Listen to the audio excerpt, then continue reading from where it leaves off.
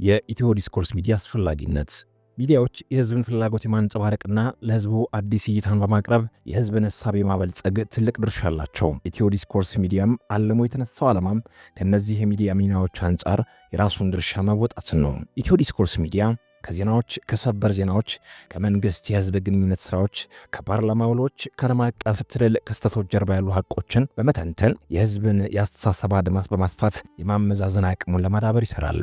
ይህን በማድረግ የህዝብን ነገሮችን ከተለያየ አቅጣጫ የማየት ችሎታ፣ የማስተዋል አቅምንና መፍትሄ የመፈለግ ዝንባሌ የተሻለ ለማድረግ አጥብቆ ይሰራል። በኢትዮ ዲስኮርስ ሚዲያ እምነት በአሁኑ ወቅት በሀገራችን ያሉ ሚዲያዎች የህዝብን የመረጃ ማግኘት መብትና ፍላጎትን ለማርካት እየሰሩ ይገኛሉ። በመሆኑም ሚስጥራዊ ሁነቶች፣ ሰበር ዜናዎች፣ ከህዝብ ተደብቀው የሚሰሩ የመንግስት ስሁት አካሄዶች ሁሉ ለህዝብ ይፋ እንዲሆኑ መስራቱ በሀገራችን ሚዲያዎች ላይ ጎልቶ የሚታይ ፈለግ ነው። እነዚህ ህዝብን መረጃ በማቅረብ የማንቃት አካሄዶች የህዝብን የማገናዘብ ችሎታ በማነጽ ቢታገዙ የሀገራችንን ፖለቲካ የተሻለ ማድረግ እንደሚቻል በማሰብ ነው ኢትዮ ዲስኮርስ የተመሰረተችው።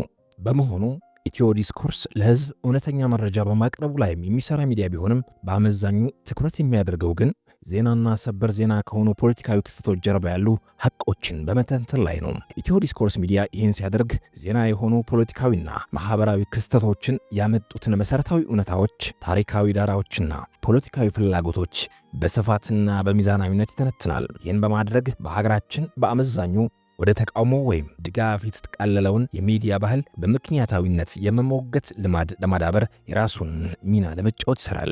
በሀገራችን ፖለቲካ ላይ ጎልቶ የሚታየው አምባገነንነት፣ በስልጣን መባለግ፣ አድሏዊ አስተዳደር፣ ዕውቀት አጠር አስተዳደር ዘይቤ፣ የበቀልና የመጠራጠር ዝንባሌ፣ ሙስናና ንቅዘት ሁሉ መታገል የሚቻለው ስራ መሰረታቸውን ጠንቅቆ በማወቅ ብቻ እንደሆነ የኢትዮ ዲስኮርስ ሚዲያ እምነት ነው።